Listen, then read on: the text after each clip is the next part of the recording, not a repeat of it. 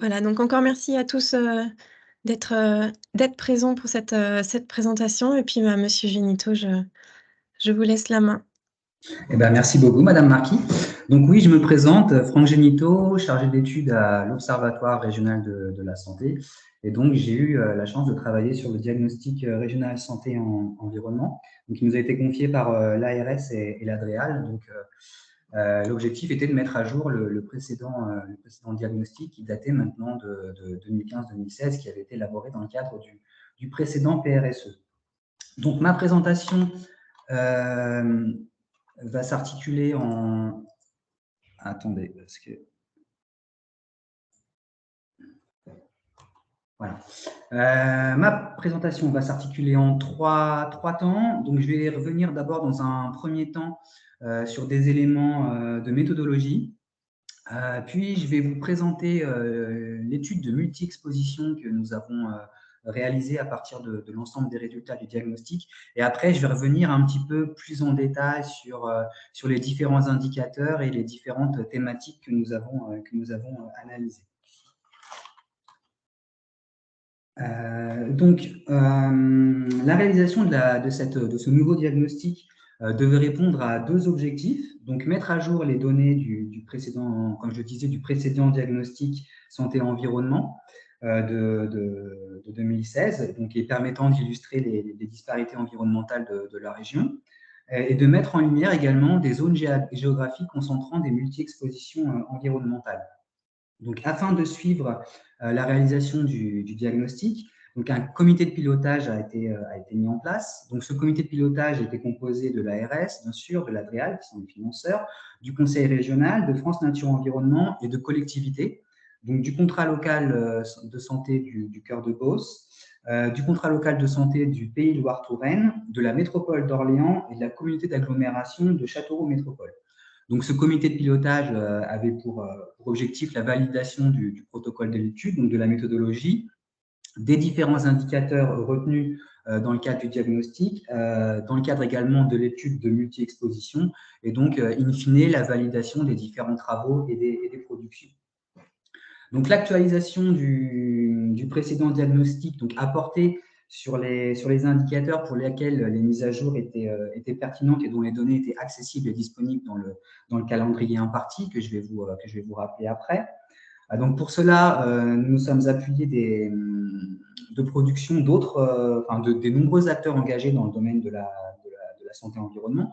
Donc, déjà, de nos homologues au sein des différents ORS, parce qu'on n'est pas le seul ORS à travailler sur cette thématique, mais aussi tous les acteurs engagés et partenaires et fournisseurs de données dans ce domaine. Donc, comme pour la précédente version du diagnostic, on a pris contact avec les différents partenaires détenteurs de données afin de pouvoir mieux appréhender la donnée produite, que ce soit en termes de définition, de limite de la donnée, de mise à jour, d'échelons géographiques disponibles et de pertinence. Et de s'assurer également de la transmission des données s'il y avait des conditions de transmission, que ce soit en termes de délai, de démarche administrative ou de support spécifique. Alors, il a été privilégié dans le cadre du diagnostic une représentation fine des données, quand c'était possible à la commune ou sinon par défaut à l'EPCI, l'établissement public de coopération intercommunale, ainsi que des données qui soient disponibles sur l'ensemble du territoire régional et comparables entre les territoires, entre la région également avec le niveau national. Donc, on a analysé pas mal de données sanitaires aussi, en termes de mortalité, d'admission en infection de longue durée, de patients sous traitement médicamenteux, par exemple pour les allergies ou asthmatiques.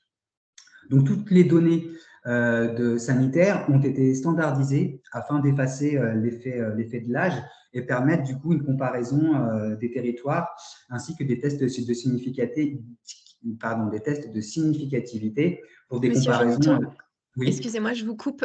Je ne sais pas si vous allez-y. êtes on est encore sur la diapositive du sommaire. Ah mince.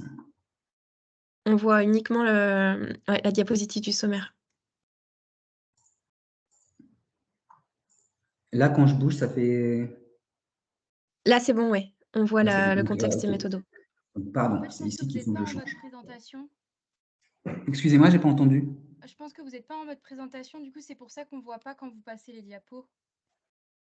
D'accord.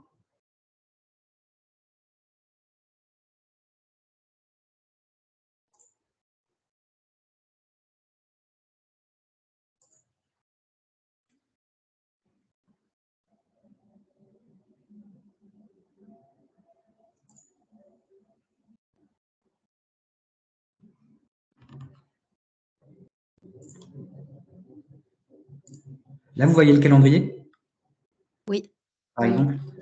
OK. Bon, je vais faire comme ça, je suis désolé. Euh, Donc oui, alors, ce que je voulais dire également, attendez, je vais revenir, hop. Ce que je voulais dire également, c'est qu'il avait été décidé initialement sur ces indicateurs sanitaires qu'il n'y aurait pas de chapitre spécifique consacré aux pathologies en lien avec l'environnement, qu'en fait, ces différents indicateurs sanitaires, on allait les orienter suivant les liens avec l'environnement, avec les chapitres concernés. Néanmoins, comme on a affaire à des pathologies qui sont souvent multifactorielles, et afin d'éviter les redondances ou les renvois vers d'autres chapitres, on a finalement décidé de dédier un chapitre entier aux différentes pathologies. Alors, on a fait le choix également, en fin de chaque chapitre, de faire mention, alors dès lors que c'était possible, hein, et que l'information était disponible et comparable, de faire mention de l'évolution des principaux indicateurs, alors qu'elle soit positive, négative, ou alors qu'il y ait eu peu d'évolution, par rapport au précédent diagnostic de 2016. Alors, le diagnostic, il se structure autour de 4 grandes parties. Donc, on a un contexte régional avec des données socio-sanitaires, des données sur les caractéristiques agricoles, industrielles et les transports de la région. Alors, des chapitres thématiques et l'étude des disparités environnementales de santé. Donc, on a créé des indices de disparité environnementale et également des typologies dont je vous parlerai tout à l'heure. Et enfin, tout ça a été résumé sous forme de fiches synthétiques qui ont été réalisées à destination donc, des membres du GRSE, mais plus largement du public. Donc, on a 13 fiches, donc une sur le contexte régional que je vous ai indiqué, une sur l'air, une sur l'habitat, une sur les sols, une sur l'eau, une sur le changement climatique, une sur le cadre de vie, une sur le bruit, une sur la faune et la flore à risque sanitaire et zoonose, une sur les pesticides, une sur les les produits phytosanitaires, une sur les 1000 premiers jours de vie, une sur les pathologies, donc qu'elles soient multifactorielles et celles liées à un agent unique, et une dernière fiche sur l'étude de multi-exposition. Alors, le calendrier de l'étude, vous le voyez bien, c'est bon? Vous voyez le Oui, c'est bon. calendrier? Oui, c'est Oui, bon. oui. Donc, fin 2020, on a eu une réunion de lancement de l'étude. À la suite de cette réunion, donc en février-mars 2021, il y a eu une validation du protocole d'étude, des indicateurs retenus pour le diagnostic et l'étude des disparités environnementales. Entre février et mars 2021 et septembre 2021, il y a eu une prise de contact avec les fournisseurs de données. Nous, on a également travaillé à la revue de la littérature, de la bibliographie, et on a commencé à travailler sur les différents indicateurs. Il y a eu une première restitution des résultats lors d'un COPIL en septembre 2021. À la suite de ce comité de pilotage, on a eu une révision des travaux au regard des échanges qu'on avait eus dans le cadre de ce COPIL, en mettant à jour des indicateurs ou en recherchant d'autres données, pour une restitution des travaux en COPIL en avril 2022. Donc, à partir de cette restitution, en avril 2022, il y a eu une relecture de l'ARS, de l'Adrial, des partenaires, du rapport et également des fiches synthétiques qu'on avait élaborées. Nous, de notre côté, on a également continué à modifier, à compléter le rapport par rapport aux échanges qu'on avait avec le COPIL et les retours qu'on avait également de l'ARS, de l'Adrial et des partenaires. Et on a également continué à travailler sur la réalisation de ces fiches synthétiques. Il y a eu une première présentation des résultats du diagnostic en GRSE en juillet 2022. Et enfin, une restitution définitive des travaux, parce qu'il y a encore eu des échanges, des relectures, et une restitution définitive des travaux en fin d'année, et donc une présentation aujourd'hui lors de ce webinaire. Donc, comme je vous l'ai indiqué, je vais volontairement commencer par la fin de l'étude en vous présentant le volet multi-exposition qu'on a réalisé et on reviendra après, au fur et à mesure du webinaire, sur les différents indicateurs qui ont permis de réaliser cette étude. Donc, la construction des profils environnementaux s'est faite à l'échelle des territoires de la région et elle a été menée en plusieurs étapes, donc je vais vous détailler. D'abord, on a opéré une sélection des indicateurs les plus pertinents et disponibles sur l'ensemble du territoire régional, donc à l'échelle des EPCI.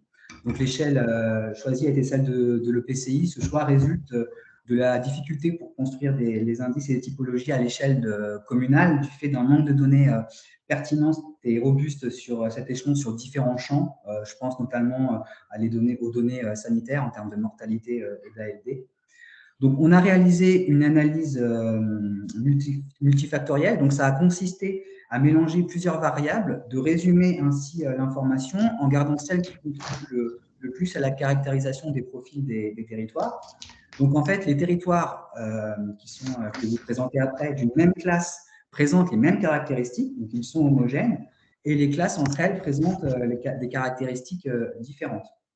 Donc, les classes que je vais vous présenter font ressortir des indicateurs environnementaux qui se démarquent de la moyenne régionale. Alors, ça ne veut pas dire qu'il n'y a pas d'autres facteurs environnementaux problématiques dans ces classes, c'est juste qu'ils sont trop proches de la moyenne régionale pour être mis en exergue. Donc, pour construire ces profils de territoires environnementaux, donc nous avons utilisé comme variable des indicateurs sur l'air, donc les moyennes annuelles en NO2, moyenne annuelle en PM10, nombre de jours dépassant 100 microgrammes par mètre cube pour l'ozone et nombre maximal de jours dépassant 50 microgrammes par mètre cube en PM10. Pour l'eau, on a utilisé comme variable la part de la population alimentée par de l'eau présentant une non-conformité aux paramètres bactériologiques, la part de la population alimentée par de l'eau présentant une non-conformité aux nitrates et la part de la population alimentée par de l'eau présentant une non-conformité aux pesticides. Et on a également utilisé un indicateur de densité d'installations classées pour la protection de l'environnement. Voilà. Sur les sols, on a calculé un indicateur sur les densités de sites et sols pollués, donc le nombre de sites rapportés à la surface des EPCI par 100 km². Et sur l'habitat, la part des logements anciens, donc ceux datant d'avant 1946, parmi l'ensemble du parc de résidences principales privées, et la part de résidences principales suroccupées.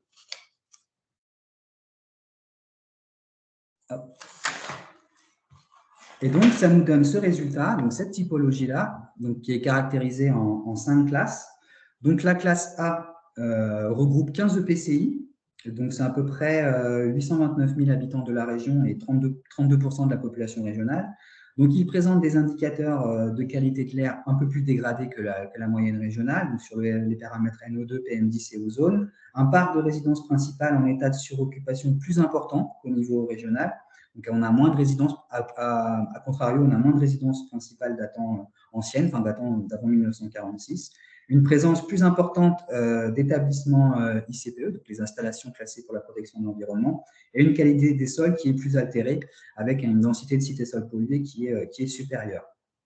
Donc, la classe B, que vous voyez en beige, elle regroupe 51 EPCI de la région.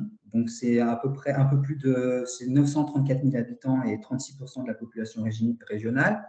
Donc, ces territoires sont caractérisés de manière générale par des indicateurs de qualité de l'air plus favorables que sur le reste du territoire régional, sur les paramètres ozone, PM10 et NO2.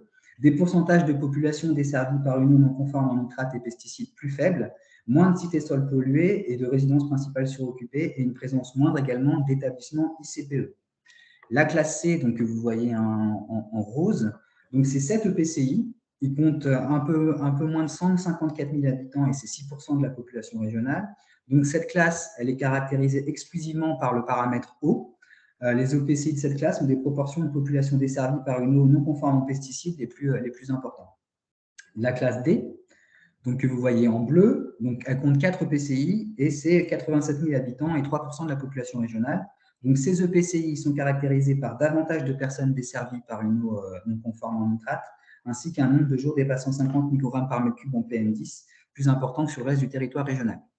Et enfin, la dernière classe, la classe E, donc les 2 EPCI que vous voyez en violet, donc la métropole de Tours et d'Orléans. Donc, c'est 22% de la population régionale et ces territoires présentent une moins bonne qualité des sols, davantage d'établissements ICPE, des résidences principales suroccupées. La qualité de l'air y est également moins favorable que sur le reste du territoire régional, notamment sur l'oxyde d'azote et les émissions de particules fines inférieures à 10 microgrammes.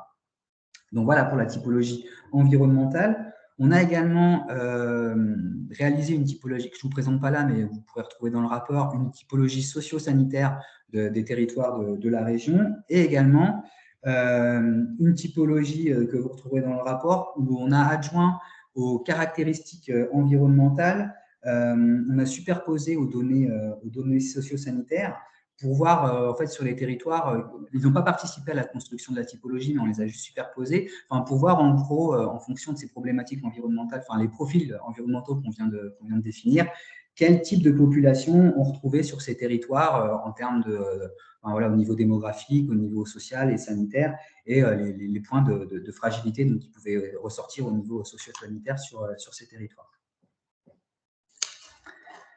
Avant de réaliser également ces profils environnementaux, là, la typologie que je viens de vous présenter, on avait procédé également à l'étude de disparité environnementale des territoires à travers la création de 3 indices, donc un sur l'eau, un sur l'air et un sur l'habitat. Là, ce que vous voyez, c'est celui sur l'air. Donc, pour la construction de cet indice sur la qualité de l'air, on a retenu les variables que je vous ai décrites tout à l'heure, donc les moyennes annuelles en 2019 en NO2, en PM10 et le nombre de jours dépassant 120 microgrammes par mètre cube sur l'ozone. Donc, par contre, pour le calcul de cet indice, le nombre maximal de jours dépassant 50 microgrammes par mètre cube en PM10 a été mis en variable illustrative dans la construction de l'indicateur parce qu'il n'avait pas une forte contribution par rapport aux autres. Donc, pour créer cet indicateur synthétique, on a procédé à une analyse en composantes principales, c'est-à-dire qu'on a, sur les 3 variables retenues, c'est-à-dire qu'on a mélangé les variables et on a résumé l'information à l'échelle des EPCI. Donc, la lecture de l'indice que je vous propose ici se fait de la façon suivante.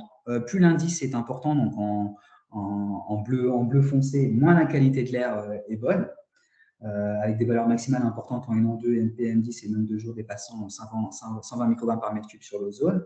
Et donc, la carte, on voit bien, oppose des EPCI urbains et ceux traversés par des grands axes routiers très fréquentés aux autres territoires de la région. Alors, sur l'eau maintenant, on a procédé de la même façon sur la qualité de l'eau distribuée. Donc, les indicateurs liés aux eaux distribuées sont présentés à l'échelle de l'UDI, hein, c'est des indicateurs de l'ARS. Donc, des traitements statistiques ont dû être effectués pour les rendre disponibles sur les territoires des EPCI, puisqu'une unité de distribution peut être à cheval sur plusieurs communes, et pareil, une commune peut appartenir à plusieurs EDI. Donc, des traitements statistiques ont été effectués pour pouvoir estimer les valeurs par EPCI. Ainsi, par exemple, pour une commune qui est couverte par plusieurs EDI, le nombre d'habitants desservis par une eau non conforme en qualité bactériologique ainsi qu'en nitrates et en pesticides a été estimé pour chaque commune, puis agrégé à l'échelle des EPCI. Donc, il y a 3 variables qui ont été retenues pour la construction de cet indice. Donc, le pourcentage de la population alimentée par une eau non conforme en qualité bactériologique, le pourcentage de personnes alimentées par une eau non conforme en nitrate et le pourcentage de personnes alimentées par une eau non conforme en pesticides. Donc, c'est les 2 dernières, donc pesticides et nitrates, qui ont été retenues pour la construction de cet indice. Là, la première variable sur la qualité bactériologique, elle n'apportait pas une forte contribution, elle ne résume pas assez l'information pour la construction de l'indicateur. Donc, globalement, ce qu'on peut repérer, enfin, voilà, ce qui est mis en exergue sur la carte que je vous propose, c'est que plus l'indice est négatif, et c'est les indicateurs qu'on voit en bleu foncé, et plus la part de personnes exposées à une eau non conforme en nitrate et ou en pesticides est importante. Hein, on voit bien dans la Beauce, en Eure-et-Loir, au sud de l'Indre et du Cher, vers Chinon, Sancerre, le nord du Cher. Et à l'inverse, les indices sont plus faibles. On voit en Sologne, dans le Vaudois et autour de la forêt, en forêt d'Orléans, dans le Loiret.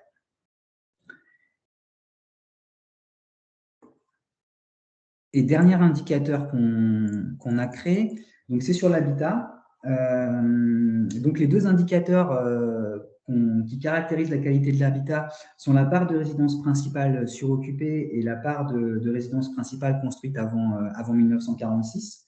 Donc pour cette carte, on a clairement une opposition entre les territoires ayant une part de résidence principale suroccupée importante. Donc, c'est les indices qu'on voit les plus faibles, là, le violet le plus faible. Et les territoires avec une part de résidence principale construite avant 1946 importante. Donc, c'est les indicateurs qu'on voit en violet foncé. Donc, on a une opposition, on observe davantage de résidences principales anciennes dans les EPCI ruraux de la région, surtout dans le Cher, l'Indre et Sud-Touraine. À l'inverse, les résidences principales suroccupées se concentrent en milieu urbain, sur Orléans, Tours, Blois, Bourges, Châteauroux et Montargis. Alors maintenant, je vous ai présenté les résultats finaux de l'analyse de l'ensemble des indicateurs un peu du diagnostic. Alors, comme je vous l'ai indiqué, c'est une sélection d'indicateurs. Hein, ils n'ont pas tous concouru à réaliser cette typologie. On a fait une sélection en amont avec les membres du comité de pilotage pour pouvoir procéder à ces profils. Et maintenant, on va revenir un peu plus en détail sur l'ensemble, enfin, sur les indicateurs par thématique. Donc, sur les indicateurs qui ont été développés dans le cadre de l'étude de multi-exposition, mais également tout un tas d'autres indicateurs. Donc, comme je vous le disais en préambule, donc on a un contexte régional, donc je ne vais pas rentrer dans les indicateurs socio-sanitaires, c'est des choses que vous connaissez sans doute déjà. Je vais directement aller sur la partie un peu avec les données agricoles, industrielles et sur le transport.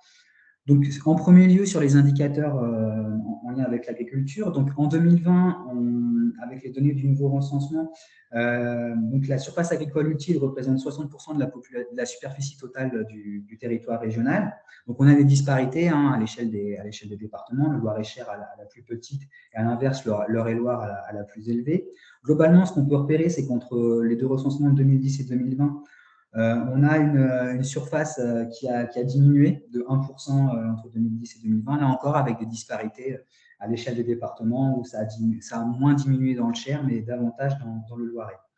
Donc la région compte un peu moins de 20 000 exploitations agricoles en 2020. C'est 21% de moins qu'au précédent recensement en 2010. Alors, le recul du nombre d'exploitations se poursuit, mais à un rythme moins soutenu. Il y avait déjà eu un recul sur la précédente période, donc 2000 et 2010. Là, il y a encore un recul, mais qui est moins soutenu qu'avant. Là aussi, on a des disparités. Le recul il est de 17% dans l'Eure-et-Loir et 25% dans l'Indre-et-Loire. Donc, globalement, ce qu'on peut dire, c'est que ce sont des exploitations de taille moyenne qui prédominent en région. Donc, on a 37% d'exploitation et ça représente 47% de la SAU. Les grandes exploitations sont quant à elles plus nombreuses qu'il y a 10 ans. Elles représentent 36% de la SAU, un cinquième des exploitations. Donc, 3 exploitations sur 5 de la région sont spécialisées en grande culture et valorisent ainsi près de 70% de la SAU régionale. Avec des variations, là encore, ça varie de 51% dans l'Indre à près de 90% dans l'Eure-et-Loir. Donc, la région centre reste au premier plan, on le voit sur la carte qu'il y a sur la diapo avec l'orientation technico-économique des exploitations. La région centre reste au premier plan des régions françaises pour la production de céréales. On voit bien cette orientation sur la Beauce et la Champagne-Berrichonne, mais elle met également en évidence cette cartographie les autres activités de la région, que sont la culture de vignes, de vergers, de légumes, l'activité de pépinière et d'élevage également. Sur le bio, en 2019, les surfaces bio, on constate, d'après les statistiques, une augmentation en région. C'est plus 16% sur l'année précédente par rapport à 2018. Mais la région occupe seulement le 13e rang des régions françaises quand on compare à la France des 17 régions en SAU bio et le 10e rang des régions en nombre d'exploitations bio et de surfaces dédiées ou en conversion au bio.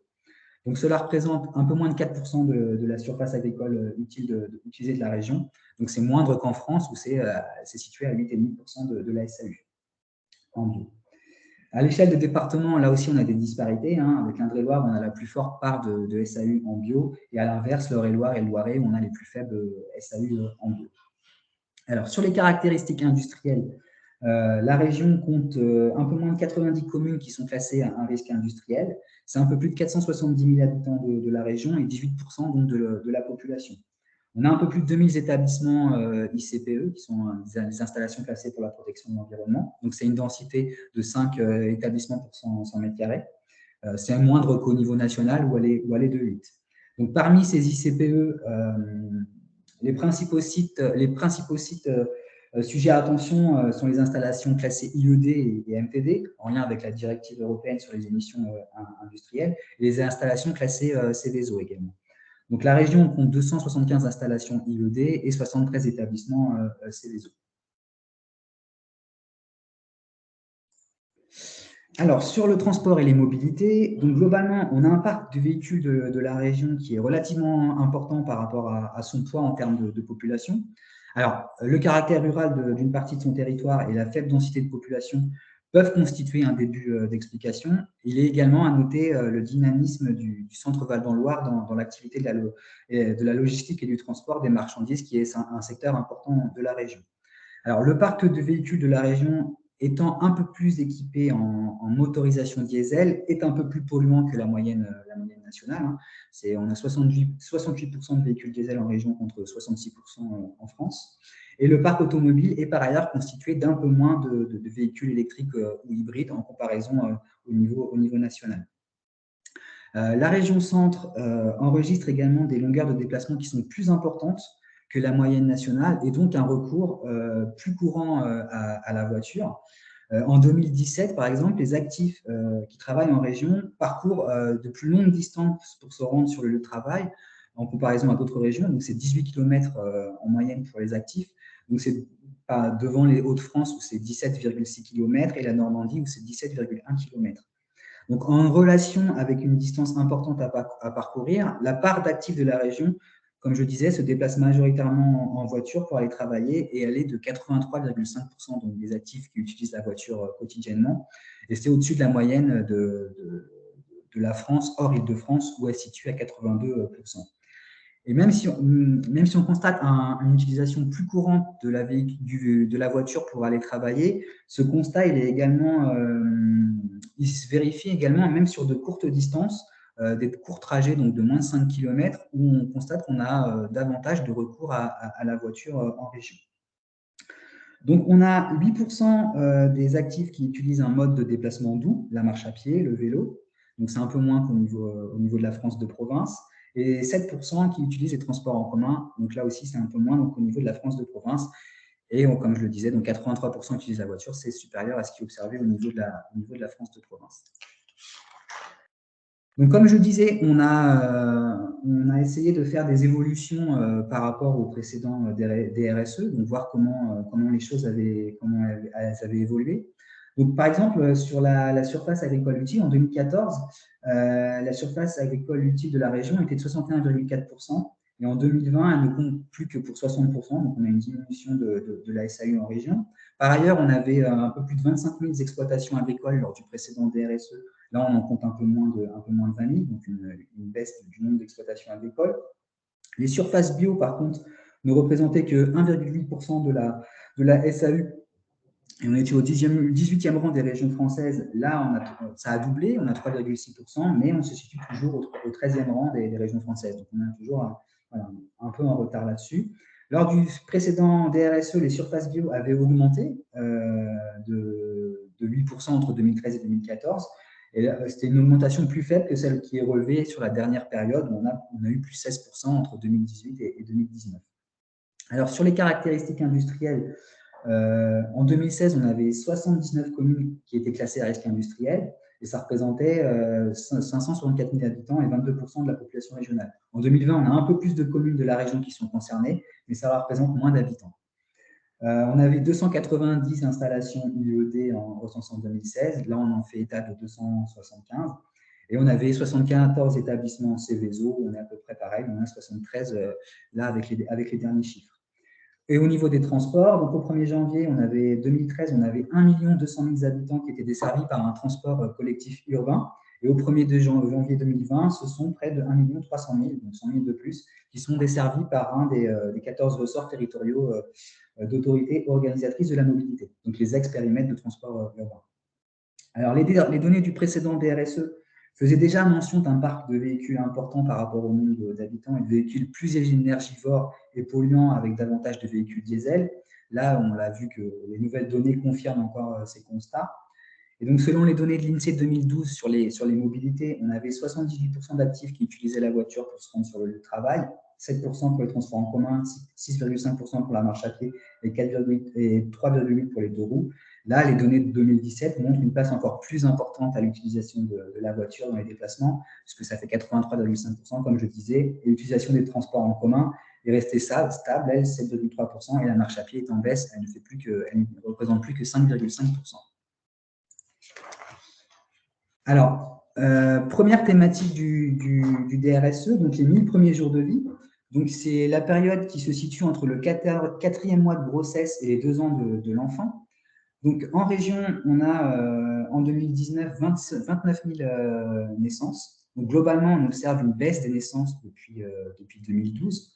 Alors, le nombre de naissances dépend à la fois du nombre de femmes en âge de procréer et de leur fécondité. Et la population des femmes de 20 à 40 ans, âge où elles sont le plus fécondes, diminue depuis le milieu des années 1990. Et leur fécondité diminue aussi et reste en 2009 le principal facteur expliquant la diminution du nombre de naissances. Donc, on a un taux de natalité en région qui est inférieur au niveau national, hein, il est 10,1% contre 11,1% au niveau national, avec là aussi des variations à l'échelle des départements. Les départements du Sud ont des taux de natalité qui sont plus faibles, dans l'Indre et le Cher en comparaison au Loiret et à l'Eure-et-Loire. On observe également une augmentation du nombre de familles monoparentales, plus 9% entre les recensements de 2013 et 2018.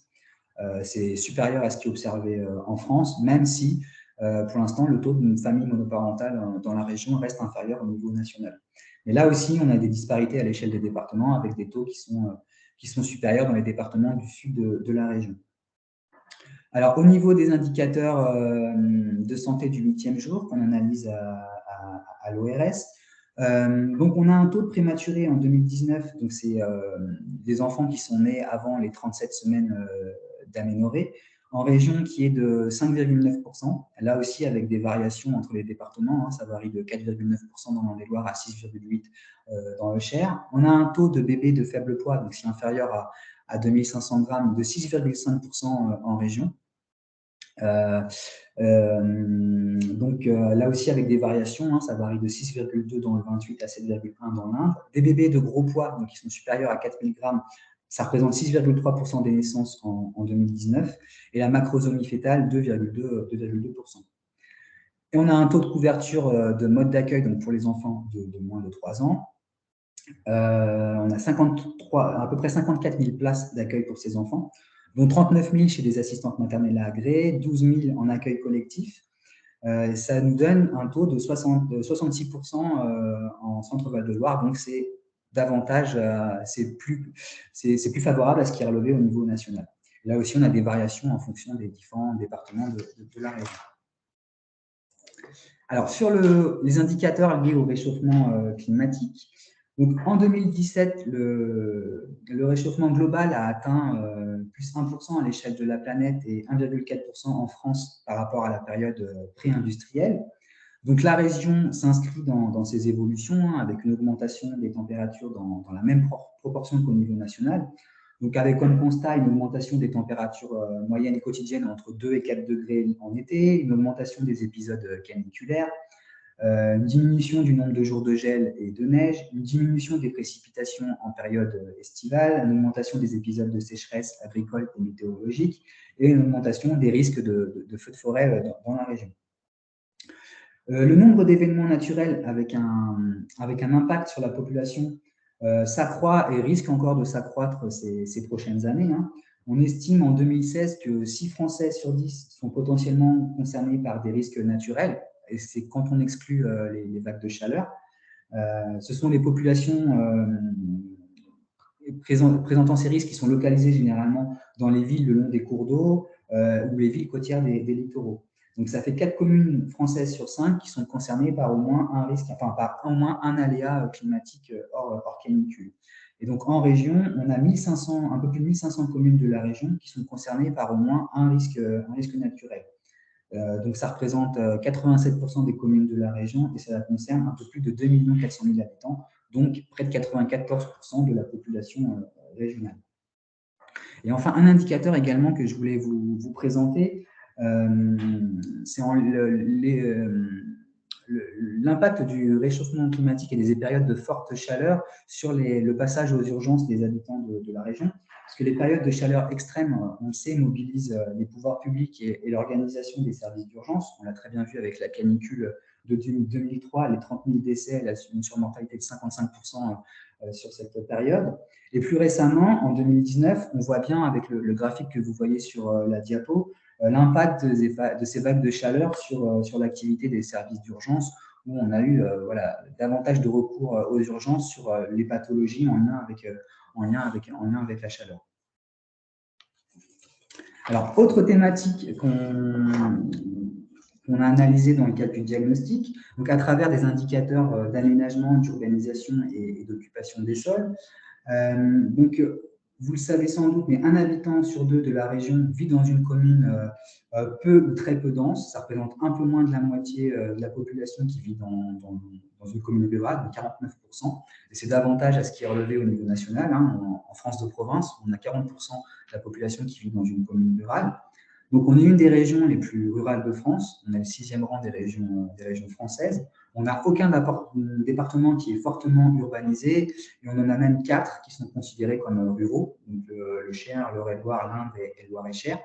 Et donc, les communes rurales sous l'influence d'un pôle, ce sont elles qui portent principalement la croissance de population régionale. Elles ont gagné plus 50 000 habitants en 10 ans, en lien avec le phénomène de périurbanisation.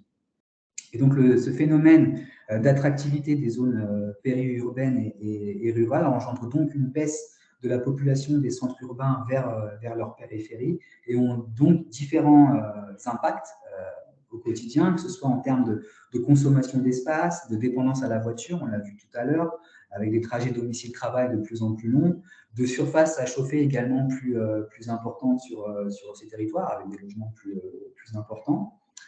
Autre indicateur qu'on a analysé dans cette thématique, c'est les surfaces boisées. Donc, elles représentent 23% du territoire régional. Donc, on a des parts plus importantes dans le Loir-et-Cher, avec la présence de la Solane, on a 33,4% de superficie boisée, mais aussi dans le Loiret, où les forêts représentent 26,5% du territoire, en lien avec la forêt domaniale d'Orient, qui est la plus importante forêt domaniale de France. Alors, la région centre est une des régions les moins artificialisées de France. On a un taux d'artificialisation qui est de 5,6% et on a le 10e rang des régions. Alors, entre 2012 et 2018, l'artificialisation a poursuivi sa hausse en région, mais à un rythme plus faible qu'aux périodes précédentes.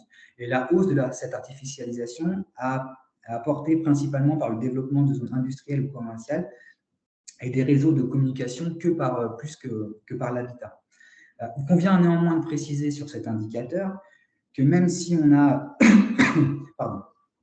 est l'une des régions les moins artificialisées de France et qu'on a on a un taux inférieur au niveau national, néanmoins, le rythme d'artificialisation consacré à l'habitat, il est cependant 2 fois plus rapide que l'évolution de la population, et ça, je vais y revenir juste après.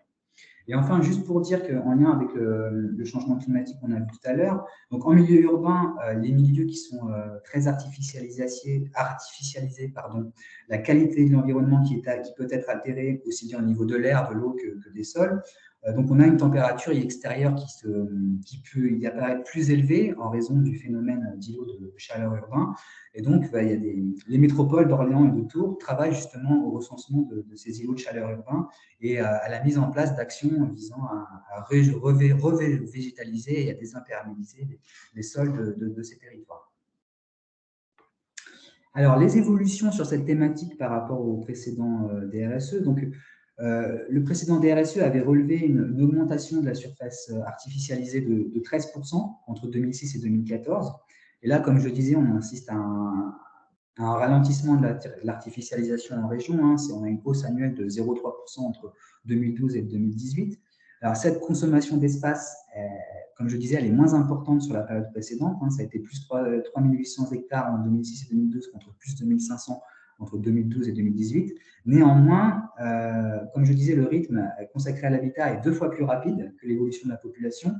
Et donc, l'évolution démographique ne suffit pas à expliquer cette hausse.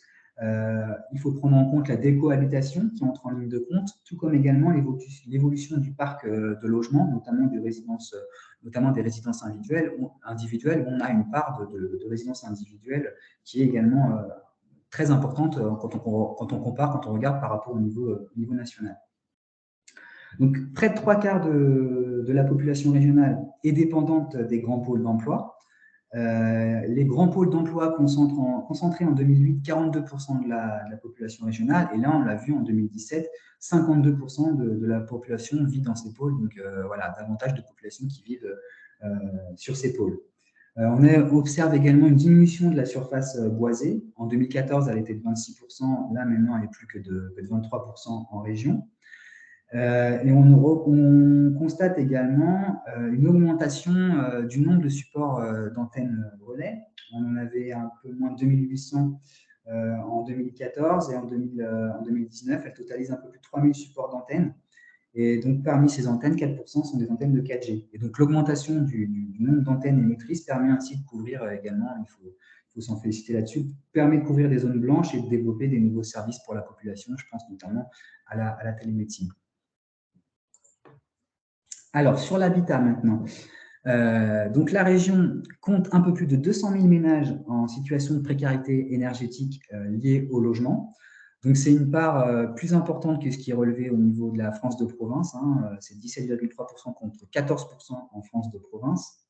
Et donc, ce qu'on constate avec la carte que je vous ai mise sur la diapositive, c'est que cette précarité énergétique, on voit bien qu'elle augmente à mesure qu'on s'éloigne des grands pôles urbains.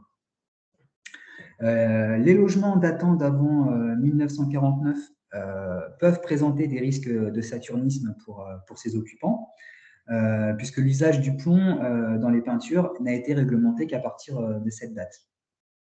Et donc, ce qu'on peut constater, c'est que 26% des logements de la région ont été construits avant 1946, et c'est supérieur à ce qui est observé au niveau national. Donc là aussi, on a des disparités à l'échelle de la région, avec des parts plus faibles dans le Loiret, l'Indre-et-Loire et l'Eure-et-Loire, et des parts plus élevées dans les départements ruraux, dans le Cher et l'Indre. La suroccupation, on le sait, elle expose davantage ses occupants à la contagion. On l'a bien vu notamment lors de l'épidémie de Covid-19. Alors, la suroccupation associée à une mauvaise qualité du logement peut entraîner également des effets négatifs sur la santé, générer de l'anxiété, des dépressions, de l'agressivité. La région a un parc de logements de résidence principale suroccupés de 6,1%. C'est moindre quand on compare au niveau national. Mais là aussi, on a des disparités à l'échelle des départements de la région. On a davantage de résidences principales suroccupées dans le Loiret, l'Indre-et-Loire, et on a des parts plus faibles dans l'Indre, le Cher et le Loir-et-Cher.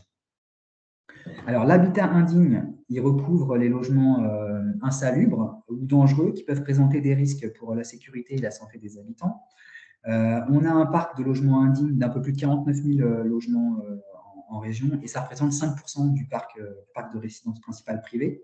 Là aussi, on a des disparités. Le Loiret, l'Indre-et-Loire et le Loir-et-Cher ont des proportions moindres au niveau régional. À l'inverse, le Cher et l'Indre en recensent davantage. Et au total, on a un peu moins de 100 000 habitants de la région qui vivent dans un logement potentiellement indigne. Et enfin, le radon, donc, qui est un gaz incolore, gaz radioactif incolore, inodore, qui est d'origine naturelle, mais qui est présent partout à la surface de la Terre. Cependant, l'exposition au radon se fait par voie respiratoire, donc il constitue la principale source d'exposition naturelle au rayonnement ionisant. C'est un cancérigène pulmonaire, et donc par effet de confinement, il peut se retrouver à des concentrations plus élevées à l'intérieur des bâtiments qu'à l'extérieur.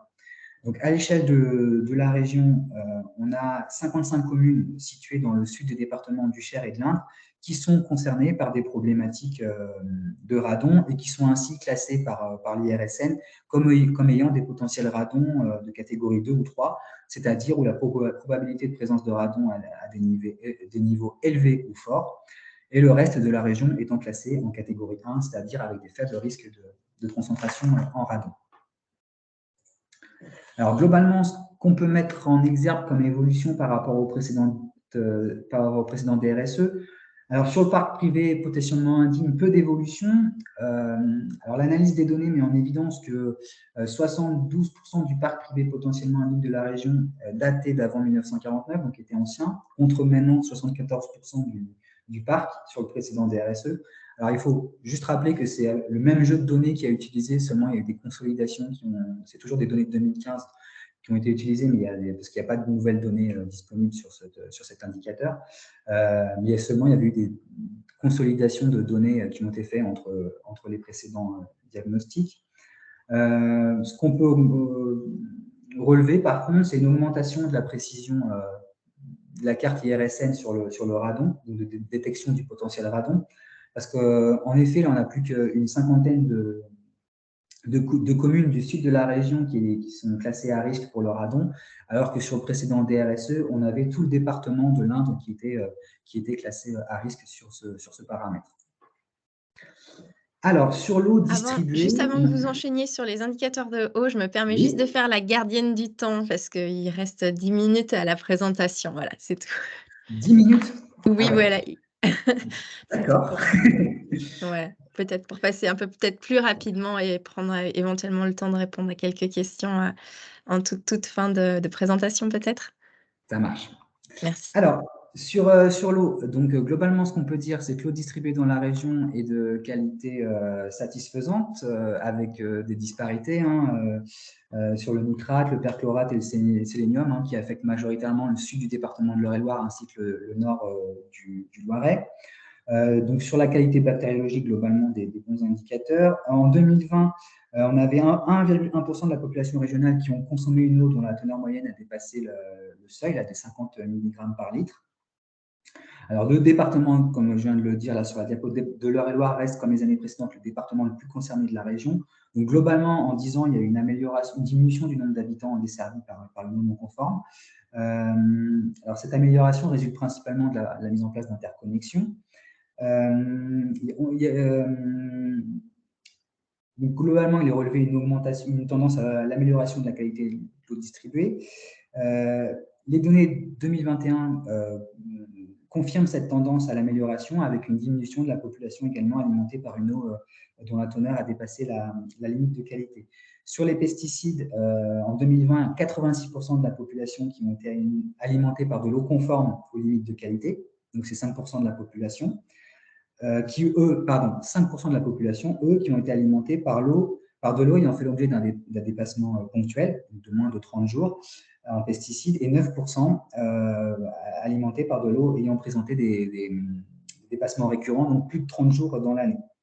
Donc, globalement, par rapport à l'année précédente, 2019, on a une amélioration sensible et régulière de la qualité des eaux distribuées. Et donc, ainsi, au niveau régional, le nombre d'habitants concernés par des non-conformités chroniques a diminué de près de 200 000 habitants, passant de 17 à 9% de la population.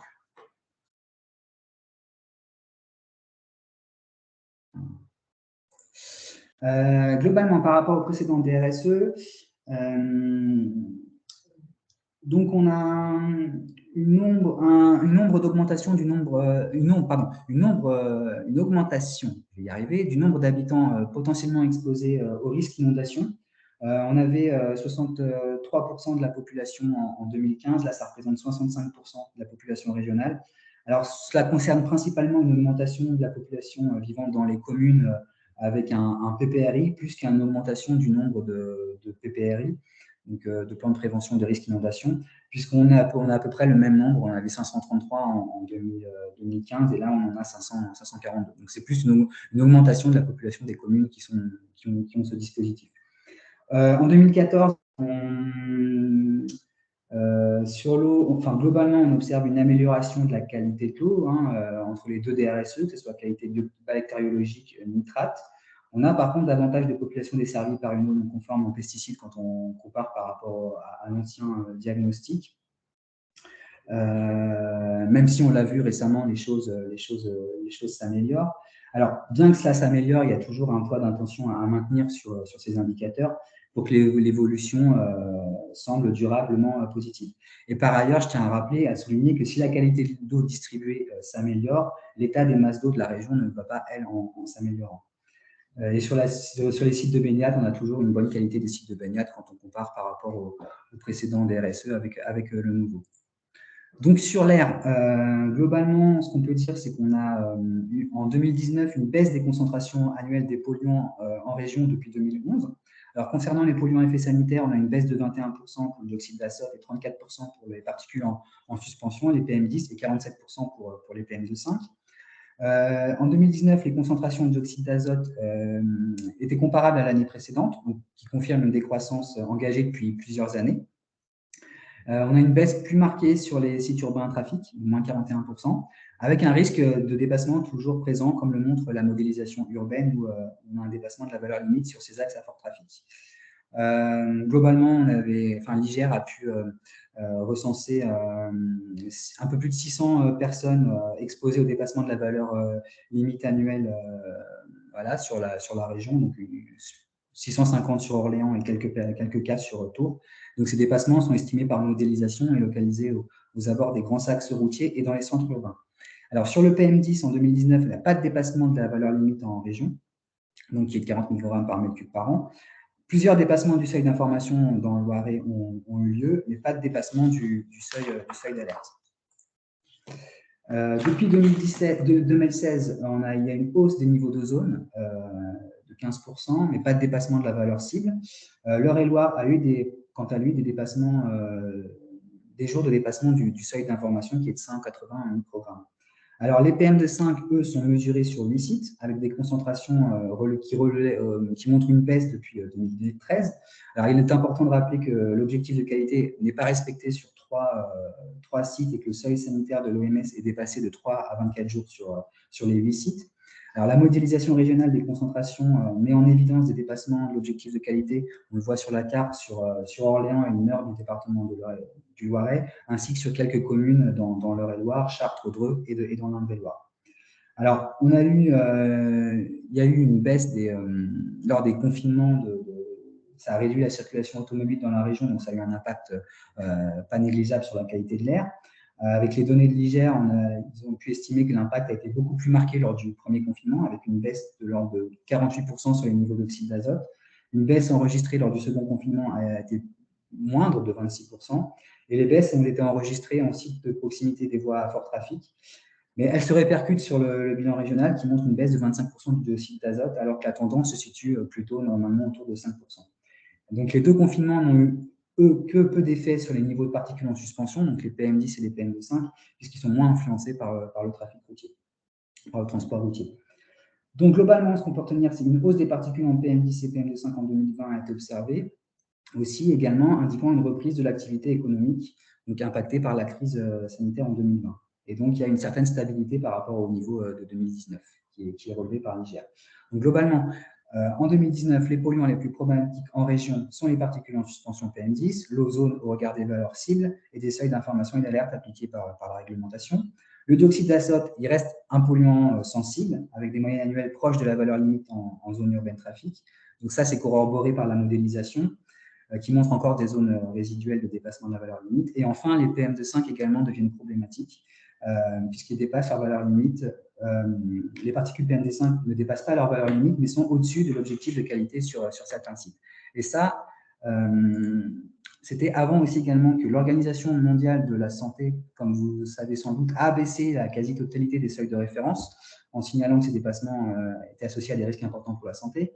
Donc l'IGR a comparé l'exposition de la population sur la base de données 2021 et avec les nouvelles lignes directrices préconisées par l'OMS en 2021, donc sur les PM2,5, le NO2 et le PM10. Donc pour le PM2,5, selon la nouvelle ligne directrice de l'OMS, pour rappel 5 microgrammes par mètre cube, donc il constaterait que toute la population régionale pourrait être exposée à des niveaux de population de fond supérieurs aux nouvelles préconisations, contre 0% avec l'ancien seuil. Pour le NO2, donc ça concernerait 7% de la population de la région, contre 0% avant avec l'ancien seuil. Donc cela concernerait surtout l'Indre-et-Loire et le Loiret. Et enfin, pour le PM10, donc 61% de la population de la région pourrait être exposée à des niveaux de population de fond supérieurs aux nouvelles préconisations de l'OMS pour les PM10, contre 0% anciennement. Et dernier indicateur sur l'air, enfin, qui a un lien directement avec l'air, c'est l'augmentation des personnes souffrant de pathologies. Actuellement, c'est un quart de la population. Et d'après les projections de l'OMS, cela pourrait concerner un habitant sur deux en 2021.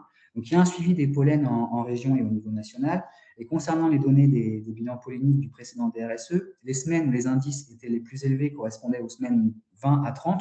Donc, c'était surtout sur mai, juin, juillet, sur la période 2013-2015. Et on observe actuellement un rallongement des semaines où les indices polliniques sont plus élevés, allant de la semaine 13 à 30, donc de mars à juillet, avec les données qu'on a analysées sur 2016 et 2019. Sur les sols, rapidement, on a un peu moins de 500 cités sols pollués, donc on a une densité qui est un peu moins que ce qui est relevé au niveau national. Donc là aussi, on a des disparités à l'échelle des régions, hein, plus faible dans l'Indre et la plus élevée dans le Loiret. Donc on a 216 communes qui ont des cités sols pollués, aussi avec des variations. Il y a des communes qui en comptent plusieurs, hein, ça va être le cas de Bourges, Blois, Vierzon, Dreux. On recense un peu moins de 14 000 anciens sites industriels et activités de services susceptibles d'être à l'origine d'une pollution des sols. Et également la présence d'éléments traces métalliques dans les sols.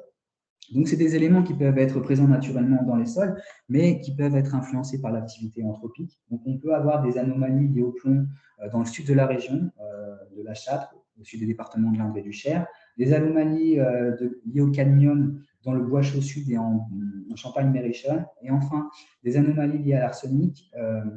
Des zones où les teneurs en arsenic dépassent les 25 mg sont rares dans la région. Pardon, excusez-moi, pas d'anomalie sur ce paramètre. Globalement, par rapport au précédent DRSE, on a une augmentation du nombre de sites inventoriés potentiellement pollués, mais l'augmentation du site et sols pollués peut également être au fait que plus de sites et sols pollués sont connus et référencés sur les bases de données. Donc, on a une augmentation, mais c'est qu'on recense plus, on recherche plus et recense plus aussi. On a une augmentation du nombre et de la densité de sites et sols pollués, mais c'est en mettre en perspective avec la création de secteurs d'information sur les sols qui permet de garder en mémoire la mémoire des sites pollués et oblige les aménageurs à mettre en place des aménagements. Donc, on a 117 cités sols pollués qui ont été créés par l'arrêté préfectoral au 31/12/2021. Sur la faune et flore à risque sanitaire et zoonose, donc on a une surveillance du réseau Sentinelle depuis 2009 sur la borreliose de Lyme, qui est en lien avec la tique. Donc on a un taux d'incidence annuel qui est estimé à 91 cas pour 100 000 habitants en 2020, contre 76 pour 100 000 en 2019. Donc il est relevé globalement une augmentation du nombre de cas estimés. Donc on a des fortes disparités géographiques, avec des taux plus élevés dans l'Est et le centre du territoire métropolitain, et une incidence plus faible sur les régions climat méditerranéen ou plus sec. Donc, sur le moustique tigre, depuis 2004, le moustique s'est développé de manière continue et significative. Il était présent au 1er janvier 2022 dans 67 départements sur les 96 départements métropolitains.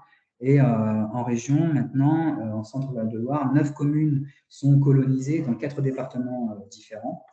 La chenille processionnaire du pin, elle, est présente sur tout le territoire régional. La processionnaire du chêne est surtout présente en Eure-et-Loir et dans le Loiret. Donc là aussi, on a une évolution de la phénologie, c'est-à-dire une évolution de la répartition géographique avec un élargissement de la période à risque des stades urticants pour la chenille. Le frelon asiatique, lui, est présent sur tout le territoire régional. La punaise de lit, donc ça représente 72 000 consultations d'un médecin généraliste en France métropolitaine entre mars et avril 2020. Et on a un taux d'incidence en région donc, qui est de 109 pour 100 000. Il est inférieur au niveau régional où il est situé à 46. L'ambroisie est présente dans tous les départements de la région, mais avec des niveaux d'infestation différents. L'Eure-et-Loir, par exemple, est le département, on voit sur la carte de la diapo, est le département le moins infesté, où il y a moins de signalements. On a un front de colonisation le long de la Loire, hein, qu'on voit, avec de nombreux signalements, dans le Loir-et-Cher, le Loiret, l'Indre-et-Loire et l'Indre. Mais le Cher reste le département de la région le plus infesté par l'ambroisie. Et enfin, sur la berce du Caucase, le secteur le plus touché est la vallée de la Théols, donc c'est situé vers Vierzon, puis de l'Arnon. Et en dehors de ces territoires, sa présence reste plus ponctuelle. Alors, les évolutions, globalement, on a les mêmes territoires qui sont touchés par la berce du Caucase quand on compare par rapport au précédent DRSE. L'ambroisie a continué à proliférer. L'incidence de la borreliose de Lyme, globalement, elle est restée stable en région à partir des chiffres qu'on a. La chenille processionnaire du pin couvre désormais tout le territoire régional. Avant, ça s'arrêtait vraiment avant le haut de l'Eure-et-Loire. Maintenant, tout le territoire régional est couvert. Le frelon asiatique, on l'a dit, est désormais présent sur tout le territoire régional. Et on a une augmentation également du nombre de territoires où est présent le moustique tigre. Alors, sur les produits phytosanitaires, donc les données de consommation de phytosanitaires selon les régions et les cultures sont des données estimées. Je tiens à le rappeler, ce ne sont pas des données réelles des épandages réalisés. Elles sont en effet estimées à partir de l'exploitation des données de commercialisation. Donc, on voit qu'on a, au niveau national, on a un poids dominant des grandes cultures dans l'utilisation des pesticides. C'est également le cas dans les vignobles et les petites régions spécialisées dans les cultures fruitières, comme la pomme. Alors, entre la période 2009-2011 et 2017-2019, on a une augmentation des quantités de substances actives vendues en France de l'ordre de 11%. Parallèlement, on a une baisse des ventes de substances préoccupantes. C'est les produits classés CMR, cancérigènes, mutagènes, reprotoxiques. Ça a diminué de 28 à 23 à 14% des ventes. Alors, sur les dernières années, entre la période 2015-2017 et 2017-2019, les quantités ont moins diminué de l'ordre de 11%. Et 16 départements français totalisent plus de la moitié de la quantité de substances actives classées CMR achetées sur la période. Et l'Eure-et-Loire est l'un des plus gros acheteurs avec 420 tonnes. Même si ça diminue 15%, ça reste l'un des plus gros acheteurs de ces produits. Les augmentations des ventes d'herbicides, dont le glyphosate au niveau national, entre 2009, 2011 et 2017-2009, est située à plus 8%. La région reste la 4e région où il s'est vendu le plus d'herbicides. Alors, les quantités de glyphosate achetées ont diminué globalement dans 65 départements. Les départements où les quantités achetées ont diminué se situent au nord de la France et en centre-Val de Loire. Les départements de l'Eure-et-Loire et de l'Indre-et-Loire ont des augmentations de substances achetées plus faibles, qui sont comprises entre 0 et 10%. Sur un autre indicateur, c'est le lindane. Donc, c'est un insecticide interdit depuis 2018. Donc, il est présent dans la partie superficielle des sols en région et il est principalement présent dans les zones en région, dans les zones de culture intensive. Et enfin, pour les pesticides dans l'air, l'IGR dispose de 4 sites de prélèvement qui sont représentatifs, un sur la viticulture, un site rural de fond en grande culture céréalière et 2 sites en zone non agricole. Donc, pour la dernière campagne de 2021, il y a 96 molécules recherchées, 16 substances trouvées. Donc, il y a 5 molécules qui ont été communes à ces 4 sites. Et parmi les substances les plus souvent mesurées dans l'air et dont les concentrations ont été les plus fortes, on avait 2 herbicides qui prédominent, le prosulfocarbe et le pendiméthaline, notamment sur le site de Bazoches dans le Loiret. Et donc, la nouvelle campagne de 2021 menée par l'IGR a permis de confirmer la prédominance de la famille des herbicides à l'automne, tant en zone rurale qu'en zone urbaine. Sur le bruit, alors l'excès de bruit peut avoir des impacts sur l'audition, mais aussi des effets de gènes, troubles du sommeil, effets sur le système endocrinien, sur le système cardiovasculaire, immunitaire, sur les apprentissages et la santé mentale. Alors, des valeurs limites ont été introduites par la réglementation par type de source, train, avion, circulation routière. J'ai mis le tableau là, des valeurs limites sur la diapo. Et c'est des limites au-delà duquel il est considéré que l'exposition aux nuisances sonores est excessive. Donc, globalement, selon les cartes de bruit de 3e génération, donc 50 000 habitants de la région sont exposés à des niveaux de bruit dépassant les valeurs limites durant 24 heures, alors en lien avec la circulation routière et ferroviaire, dont 45% qui vivent dans l'Indre-et-Loire, 15% dans l'Eure-et-Loire et 14% dans le Loiret. 12 établissements de santé et 70 établissements d'enseignement sont exposés à un niveau sonore dépassant les seuils réglementaires durant 24 heures. Et autre indicateur, 15 000 personnes sont exposées à un niveau sonore dépassant le seuil pour le transport routier et autoroutier et le transport ferroviaire la nuit. Et donc, parmi ces 15 000 personnes, 37% résident dans l'Indre-et-Loire, 23,5% dans l'Eure-et-Loire et 22% dans le Loiret. Lors du précédent DRSE, on estimait à un peu plus de 52 000 le nombre de personnes exposées à un niveau sonore lié au bruit routier et autoroutier, dont 15 000 la nuit. Et dans le cadre de la nouvelle étude, il est relevé qu'une diminution, puisque c'est plus que 47 000, quand même, 47 000 personnes exposées à un niveau sonore lié au bruit routier et autoroutier le jour et 10 000, un peu plus de 10 000 la nuit. Dernier indicateur, c'est sur les pathologies. Donc, les pathologies sont la conséquence de l'interaction de nombreux déterminants, qui soient sociaux, individuels et environnementaux. Alors, les facteurs susceptibles de contribuer à la dégradation de l'état de santé d'une population sont extrêmement nombreux. Et dans l'état actuel des connaissances, il peut être difficile d'estimer la part des pathologies liées aux expositions environnementales, à l'exception de rares cas. Alors, malgré ces difficultés, il existe des pathologies pour lesquelles les facteurs environnementaux sont avérés ou suspectés. Je vais vous faire détailler dans la diapositive suivante rapidement toutes les pathologies qu'on a passées un peu au crible dans l'étude, qu'on a pris en compte. Alors, juste pour rappeler que si on prend en compte l'exemple des cancers, la difficulté vient du fait qu'un cancer peut résulter d'expositions simultanées, successives ou cumulées à plusieurs facteurs de risque. Et parfois, un laps de temps très important, en années, même en décennies, peut s'écouler entre l'exposition à l'agent cancérogène et à la survenue de la pathologie.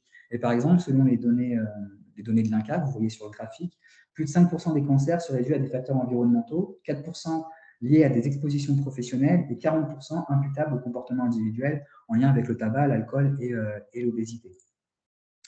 Donc, on a pris en compte les pathologies pour lesquelles il y avait un lien avec l'environnement qui était soit reconnu, avéré ou suspecté. Donc, pour cela, on a fait une revue de la littérature pour pouvoir sélectionner les pathologies santé-environnement à considérer.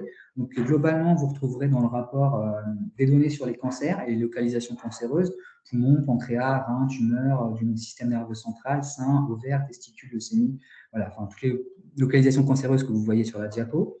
Les maladies neurodégénératives, à travers la maladie d'Alzheimer et les autres démences et Parkinson, les maladies de l'appareil circulatoire, avec les infarctus du myocarde, les maladies vasculaires cérébrales, les maladies endocriniennes, avec le diabète, les maladies de l'appareil respiratoire, avec l'insuffisance respiratoire chronique, les bronchites pulmonaires chroniques obstructives, même si le tabac est l'un des principaux facteurs, mais voilà, l'environnement peut contribuer à une aggravation. L'asthme ou les patients sous traitement allergique, les pathologies liées à un agent unique, donc le sarcopénisme, la légionellose et les intoxications au monoxyde de carbone et le mésothéliome. Juste rappeler que je ne vous fais pas une présentation en détail de toutes les pathologies et des résultats, mais juste qu'il y a un biais quand même méthodologique dans la prise en compte de ces pathologies. C'est le fait qu'il n'est pas possible de ne prendre en compte que les décès pour ces pathologies liées uniquement à l'environnement. On détaille dans le rapport l'ensemble de ces décès, ces pathologies, sans distinction entre environnement, si c'est des facteurs plutôt socio-économiques, des comportements individuels ou des facteurs génétiques.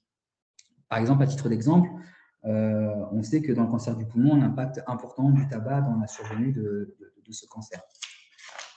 Juste pour finir, désolé d'avoir grandement dépassé, à l'issue de ce rapport, donc 13 fiches thématiques ont été réalisées sur les différentes thématiques qu'on a analysées. Donc, les fiches présentent les éléments clés de chaque thématique de façon synthétique, les évolutions par rapport au précédent diagnostic que je vous ai détaillé là, les forces et faiblesses de la région et les territoires les plus concernés. Donc, on a essayé à minima de les faire les plus courts possibles. Certains sont en recto verso, mais d'autres sont en quelques pages pour les thématiques qui sont un peu plus conséquentes. Et donc voilà, ces éléments sont en cours de finalisation et voilà, ils ont déjà été restitués, mais voilà, on est en train d'échanger sur quelques dernières finalisations, mais vous pourrez prochainement tous les éléments. Et donc, je vous remercie pour votre attention et excusez-moi d'avoir dépassé.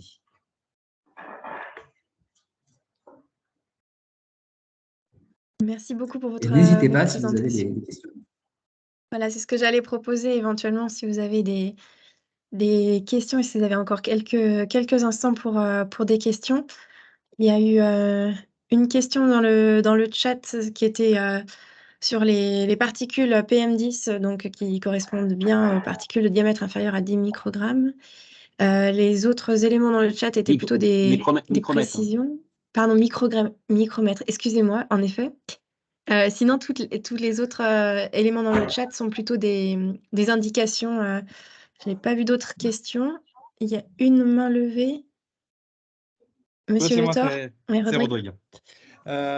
Sur les données du contrôle sanitaire, sur vos analyses en composantes principales, là, sur les eaux potables, vos données sont de quelle année? C'est de 2019-2020? 2020. 2020? Oui, 2020. Parce que je m'interroge sur le fait que Châteauroux Métropole soit ciblé avec délivrant une eau qui n'est non conforme, parce que depuis 2021, ce n'est plus le cas, parce que les règles de classement, en même temps pour vous, c'est difficile, parce que les règles de classement des métabolites varient assez souvent. Mais en tout cas, en 2021, la population castelroussine était alimentée par une eau conforme. Oui, c'est l'un des biais suivant suivant l'année. J'espère qu'il est bien précisé dans votre diagnostic, sinon si les autorités préfectorales notamment mettent le nez dans le diagnostic, ils vont s'étonner d'une différence sensible entre les informations fournies par l'ARS et puis par votre diagnostic. Ok.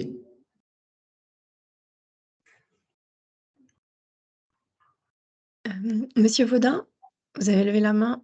Oui, bonjour. Moi, j'ai une question toujours sur la qualité de l'eau et la teneur en pesticides. Donc en octobre, il y a Le Monde qui avait publié un article sur les métabolites du métolachlore. Il y avait 2 métabolites dont l'ANSES considérait qu'ils étaient plus pertinents et donc peut-être exclus des campagnes de dosage. J'aurais voulu savoir si effectivement c'était confirmé ou si ils étaient toujours considérés comme à risque et dosés. Je crois que l'ARS pourra mieux répondre que moi. Christophe, si j'ai cru voir qu'il intervenait dans le chat, s'il est là, pourra peut-être. Parce qu'on a eu un échange il n'y a pas longtemps sur ce sujet-là, en lien avec les recommandations. Pardon, j'avoue que j'étais un petit peu sur un autre truc. La question porte sur les métabolites de pesticides. Ouais, du métolachlore. Métolachlore. Donc on continue à le doser. Le problème, c'est qu'en effet, on a un rapport de l'ANSES qui nous dit de ne plus le prendre comme pertinent. Donc les dernières cartes que l'on a mis à disposition sur le site internet et que l'ORS utilise dans son analyse, ont encore les métabolites qui étaient considérés comme pertinents. Mais si on prend les nouvelles dispositions et à compter de cette année, on sait qu'on va avoir environ 75% des communes qui étaient en dépassement pesticides qui ne le seront plus. Ouais. Au niveau du bassin Loire-Bretagne, c'est encore plus, et au niveau national, on est plutôt entre 90 et 95%. Donc nous, nos non-conformités, pour faire simple, c'est surtout l'atrazine et les métabolites de l'atrazine qui est interdit depuis 2003, je crois, ou 2006, qui vont persister. D'accord. Merci.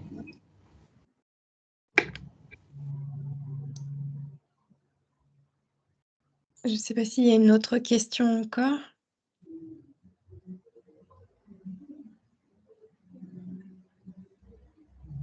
Bah, s'il n'y a pas d'autres questions, bah, je renouvelle encore mes remerciements à Monsieur Genizou pour la présentation de ce diagnostic. Et dès que le diaporama et la présentation de l'ORS sera en ligne, nous vous transmettrons l'ensemble des liens pour accéder à cette présentation et à ce rapport complet sur le diagnostic régional santé-environnement. Voilà, bah, l'équipe du PRSE 4 reste à votre disposition pour toute question sur ce diagnostic et puis vous remercie de l'avoir suivi attentivement.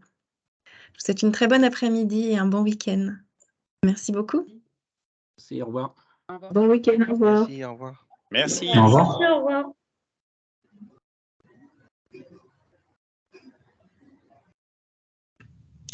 Merci, au revoir.